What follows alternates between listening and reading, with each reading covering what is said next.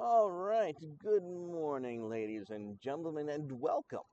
Welcome to Carnal's Story Hour.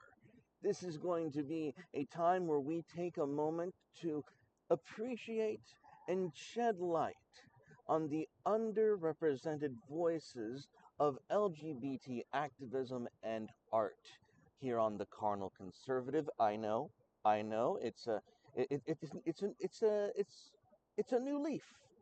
Who knew? Who knew that I would feel inclined to to shed light and to give honor to one of the most underrepresented individuals in the LGBT community in the focus of art? And the reason for this video, for this Carnal Story Hour, is to really highlight the reality of homosexual life in general. And this was encapsulated by none other than the man you see here, Larry Kramer, who was born on June 25th in 1935 in Bridgeport, Connecticut, in the US of A. He's known for films such as Women in Love, The Normal Heart, very very non-suspicious title, very mediocre, The Lost Horizon. He was married to William David Webster, and he died on May 27th, 2020, in Manhattan, New York, as of course one would suspect. He's had numerous, in, uh, shall we say, influences in our culture, uh, featuring, of course, Here We Go Around the Mulberry Bush, another popular film of his. He was a writer for that in 1968. And here is his filmography. He's been a writer for Normal Heart, The Destiny of Me, which you can guess is about himself. The Normal Heart, Larry Kramer, another movie about himself, as well as which features the plays of The Normal Heart and The Destiny of Me. Lost Horizon, the screenplay. Here We Go Around the Mulberry Bush with additional dialogue, which you guessed from himself. And in archive footage, there is an inclusion of his testimonials in the Fauci documentary. An interesting and, shall we say, oppressed individual whose words and works did not get nearly enough due as they're merited. And here we are going to go over one of his hidden works, something that was pushed off to the sideline, something that's been forgotten to history, something that is truly an injustice to the reality and plight of homosexual men of all walks of life, it seems. Larry Kramer has been famous for a book that we're going to take a dive into, titled, if you would forgive the pronunciation, I think I've got this right, Fae-Goots.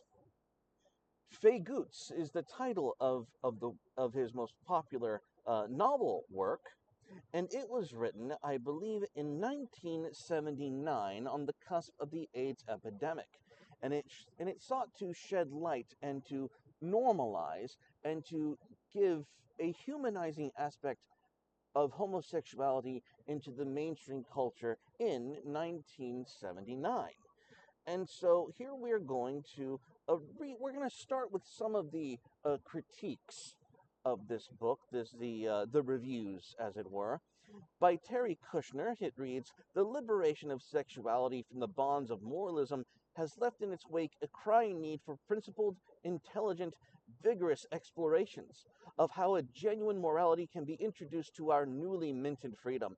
This exploration is a central part of Kramer's historically significant literary work, of which Fae-Goots constitutes an important beginning and a key.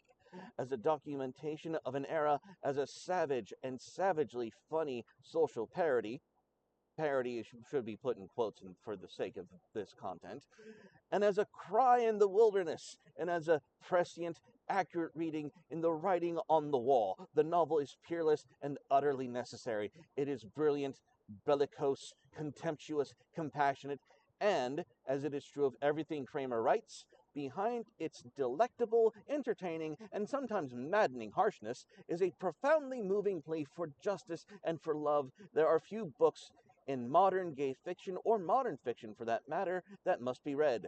Fae-Goots is certainly one of them. Now, going down to more of the reviews, Fae-Goots sets up New York's self-imposed gay ghetto, doing for its gyms, discos, orgy rooms, army fatigues, mustaches, and advertising agencies that Portnoy's complaint did for mom and masturbation. Fae-Goots is the Uncle Tom's Cabin for homosexual men whose worst oppression is their lack of courage to change the way they live. That was by Library Journal. Women's Wear Daily also reviewed the novel, which says, quote, a corrosive study of the gay underbelly of New York. Fae-Goots has the air of a restoration comedy with it in its mix of a Baroque style and body-scathing humor. Erica Jong quotes, a book of major historical importance, the first contemporary novel to chronicle gay life with unsparing honesty and wild humor. Larry Kramer has changed the way we think about gay men. He is one of our great humanists.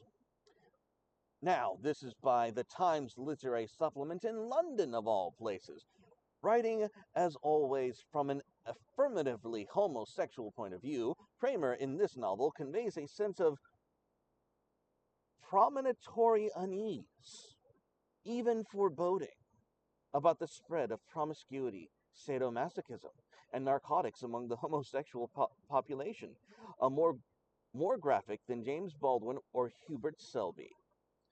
Richard Howard also reviews it, saying, it would come to resemble her, Picasso said of his Stein portrait, and so with Kramer's of New York gay life, which I had thought so entertaining, so extravagant, ever so preposterous a lustrum ago, it has come to resemble us in tragic guise.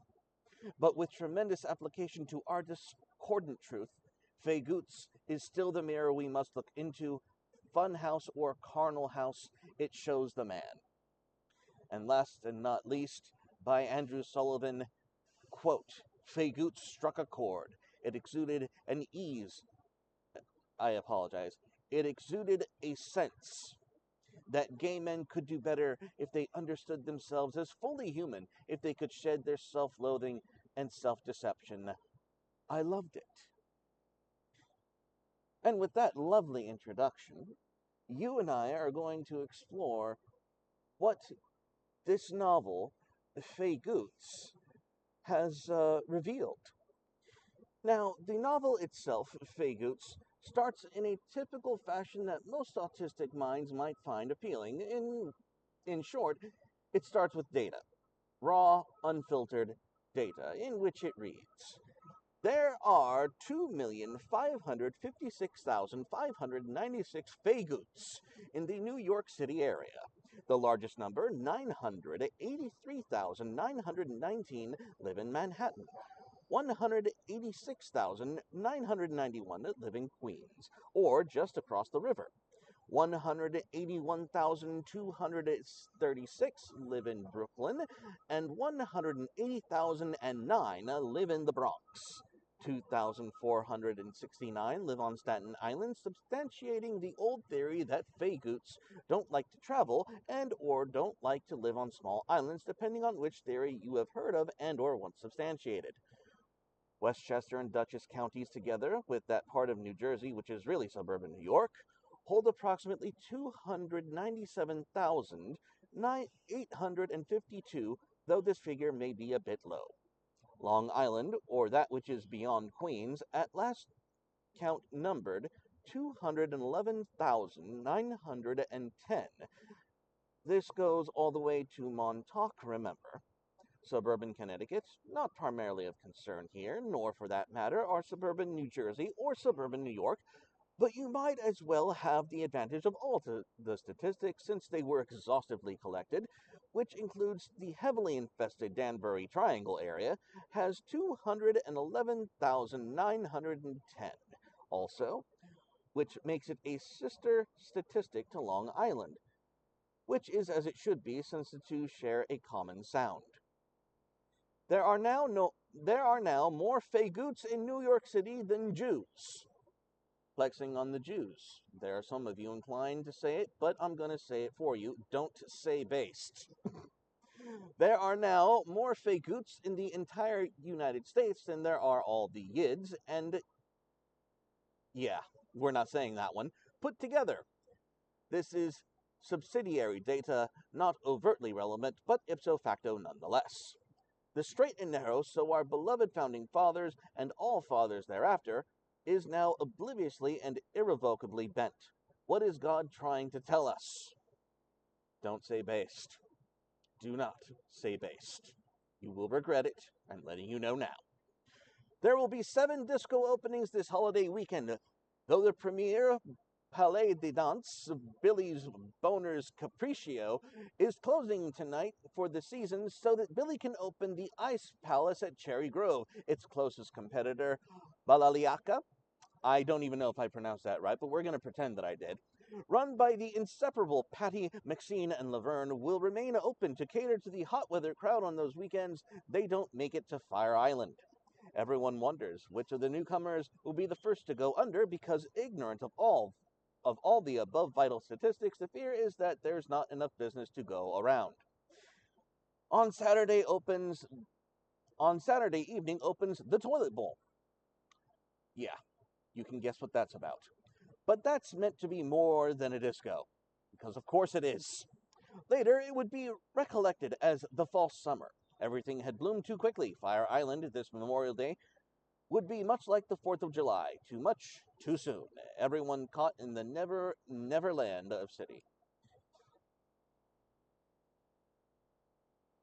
Capriccio, the tubs, Balalaika, the pits, the toilet bowl, Fire Island, all cups runneth over. Oh, boy, did it ever. The weather was no help either. The glorious summer sun, now obviously out of stay, and thus useless in defining and dictating destinations and activities, as it usually did when cold meant dancing, and very cold meant television, joints, and bed. And here it was, only May. Is there indeed a God who would understand, such as, quote, "Baby, I want you to piss all over me"? Fred Lamish had never urinated on anything before, except perhaps some country grass late at night when he was drunk and no one was looking. Or let me piss on you. This Fred Lamish had never allowed. Fred stood there helplessly. Why was he so inert in a moment requiring action? The guy wasn't bad looking. Should Fred enter or walk away? Quote, "Or fuck my friend and I'll suck your cum out of his asshole." This suggestion Fred recognized as felching. Was he interested in joining a Fletcher? A Felcher, I apologize. Quote, "Or I could tie you up, or you could tie us up, or either one of us, or anything else your cock desires." The man certainly offered a range of choices. Should Fred? Shouldn't Fred? Quote, "Are you into shit?"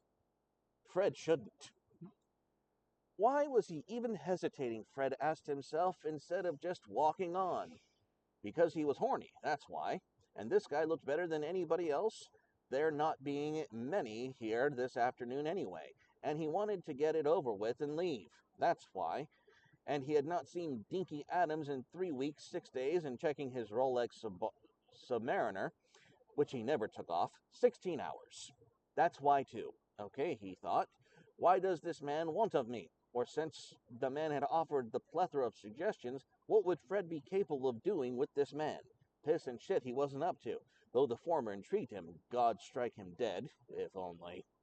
It would, however, not be difficult, Fred decided, stepping in ever so casually, no commitment, only a look to fuck a friend who had an attractive and perfectly rounded set of white buttocks, lying just right there, staring up at him and saying hello. But then Fred became unsettled, for he now looked closer at the first chap, the chunky one who had propositioned him into the cubbyhole of a space, and noted that chunky was more akin to fat, and that what had at 3 feet appeared to be well-formed pecs so important. Yes, that's included in the novel. At 2 feet were revealed as sagging tits, a definite turnoff, midi udders, no doubt from years of being chewed and tugged. This man was also now mumbling, almost as a litany, quote, "My friend's a good slave. He's a good slave." An additional turnoff. Fred, not at this moment drawn toward bondage either, and our hero, rendered further into indecision by third thoughts and fourth and fifth ones too, began to wonder if he might be sick if Master did as advertised, polished everything off by protruding his tongue into slave's rectum to felch. I read that correctly.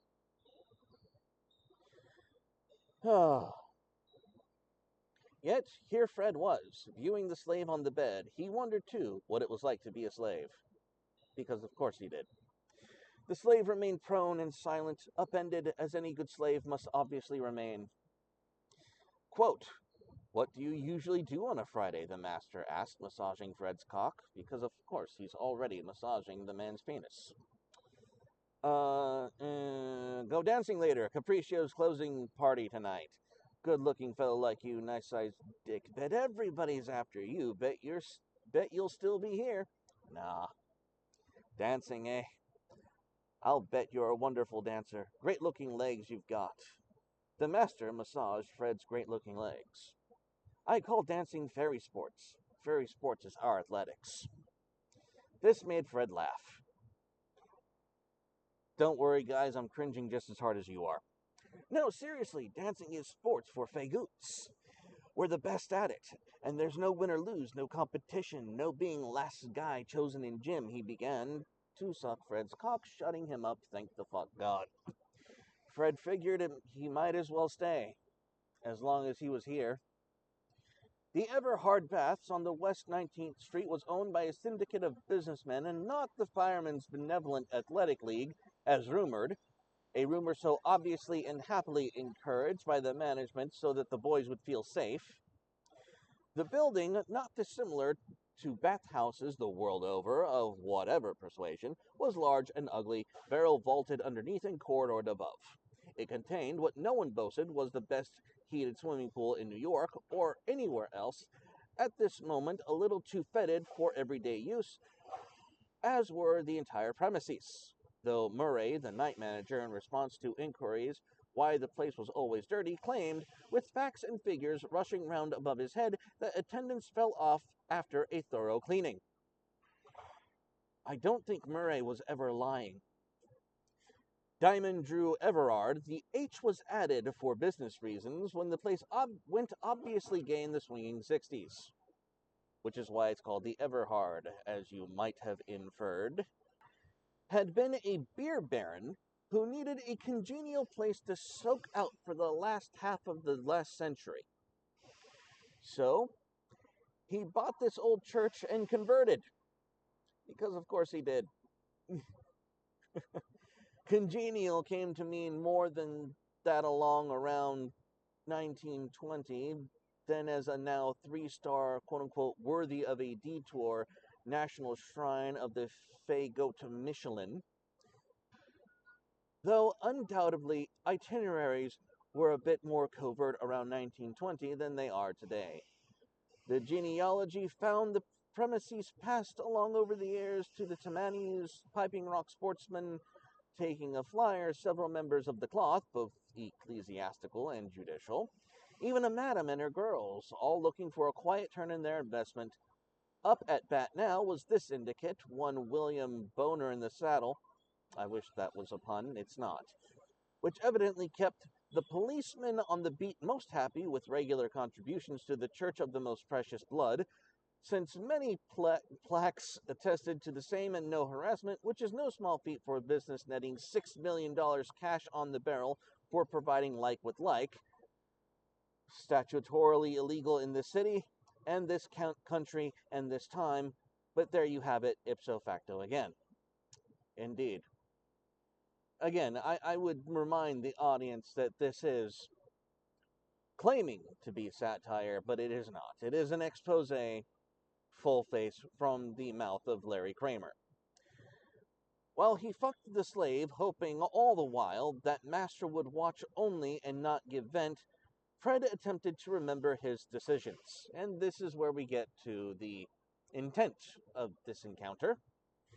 Had he not decided to write about a voyage of discovery into this world in which he lived, this Fae-Goots world?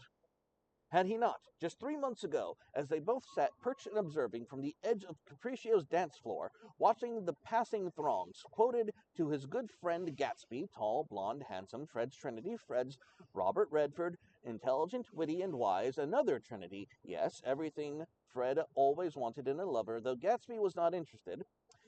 From the Penguin Companion to Literature, European, quote, the Stendhalian hero refuses any form of authority that would impinge on his personal liberty, and in defiance of both good sense and history, sets out to remake the universe in his own image, end quote. Gatsby, who had received this name at Princeton because he was from St. Paul, Minnesota, and wanted to be a writer, and who was now, at 33, at last beginning his novel, which he described as, quote, an exercise in self-loathing, and whose proposed theme was, quote, how can two guys who don't like themselves ever let anyone else like themselves and hence be available for love, end quote, though he agreed with Fred that one must not abandon hope, which, with intelligence, just might work, had pooh-poohed, quote, there you go again, Lemish.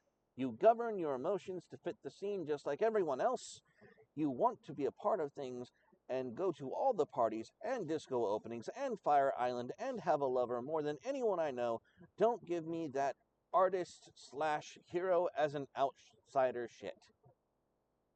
Not true. Alienation, however, does not lead our hero out of society, but deeper into it, for he is compelled by a curiosity to know, down to the smallest detail, the corrupt world that he wishes to escape. Concealing his opposition, he takes part in the intrigue of his day with the secret aim of proving himself, by the very falseness of his conduct, the distance that separates him from his contemporaries. Story of my current life. Smoke screens, Lemish. More of your smoke screens. All you want is love, and if you wanted love so badly, why haven't you had it? Does that not say something about the wanter, not his world? And Fred Lemish, courtesy of 21 years of assorted forms of therapy recently terminated, store open for business, proudly answered, we'll see. World, watch out, the wanter is ready. Had he not decided, yes, that as a writer and citizen person, liver in the here and now, he must experience or at least witness everything to the fullest. Go ahead, master, piss on me. I cannot make this shit up. This is literally in the text.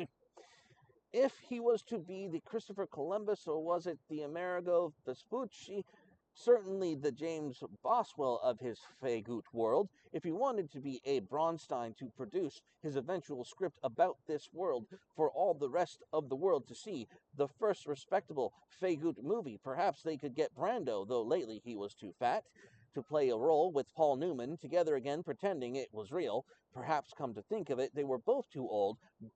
Better use Redford and McQueen. Oh, weren't they all too old? Where were the newies?